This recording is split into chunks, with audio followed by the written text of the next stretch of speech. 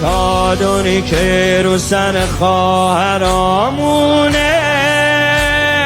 هدیه فاطمه به مادرامونه، خانومی همه دخترامونه، هدیه فاطمه به مادرامونه.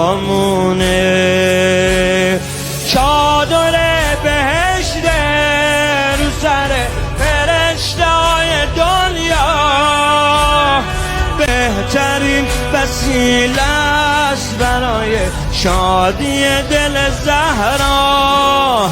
چادر مشکی نوره، مثل پرچم مشکی هیئت، مثل نور چشای شهیده توی لحظه سرخ شهادت.